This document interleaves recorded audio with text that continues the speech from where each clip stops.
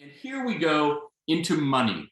Now, I know money's not a source of anxiety for any of you, but it has been in the history of humanity that sometimes people get worried about material needs. And I'm being facetious, right?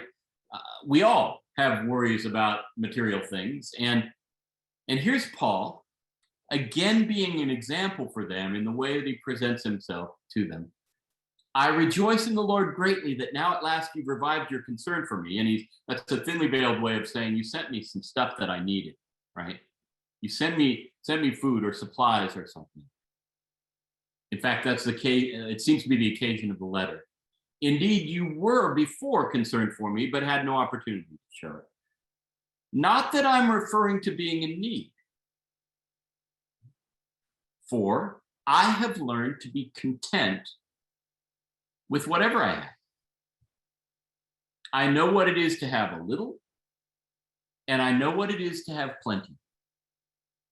In any and all circumstances, I have learned the secret of being well fed and of being hungry, of having plenty and of being in need. And here's the famous verse: I can do all things through him who strengthens me.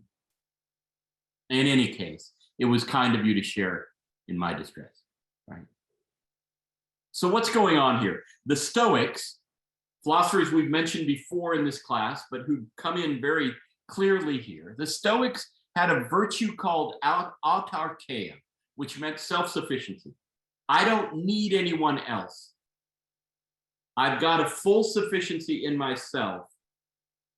And I don't even need what the Philippians can give me, is Paul's current version.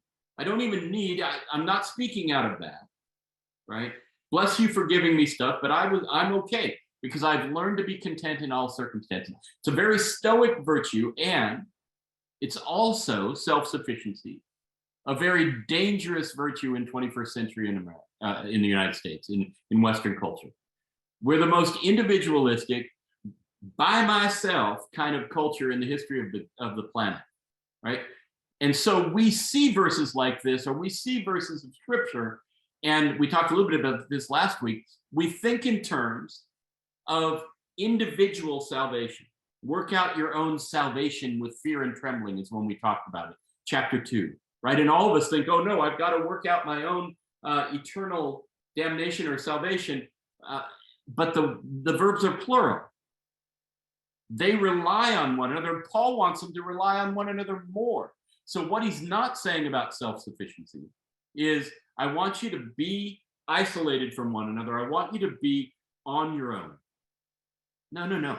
He has a vision for a kind of sufficiency that doesn't get anxious, but lives in community in which needs can be met, right? And I bring this up because there's a backstory. Maybe a couple of you have heard this story before, but it's so apt for this passage that I want to tell it to the rest of you. So I'm a Yale graduate student at the time, and I'm doing a Bible study, driving from New Canaan to from New Haven to New Canaan every week. And I'm teaching this 6:30 a.m. Bible study. So these people got to want it, right? It's 6:30 a.m. We're in the parlor of New Canaan Congregational Church, and we're studying. And one of the participants' eyes start to wander, and I look back, and there, through the window of the parlor, there's this black car just idling out there. And I say, oh no, somebody got here late and feels embarrassed. Does somebody want to go out and tell them it's fine to come in? And they said, oh, give it a minute. So I kept teaching, and then the idling was still going. So finally I said again, does somebody want to go and tell that person it's okay to come in? And one of them got a sheepish look on his face and said, Alan, that's my black car. It's my ride to the airport. And as a graduate student, I blurted out, before I even thought, have you got any friends? And then I realized what I had said, but in graduate school, you do your own moving, you drive one another to the airport, you know, it's pizza and a beer if somebody moves, it's I'll trade you a book for a ride to the airport. There's this sort of knit together thing. And here was This guy who had all the money in the world, who could have relied on friends, but didn't, because he could do it by himself, right? The bonds of community get broken with self-sufficiency in the forms that we sometimes use it, right?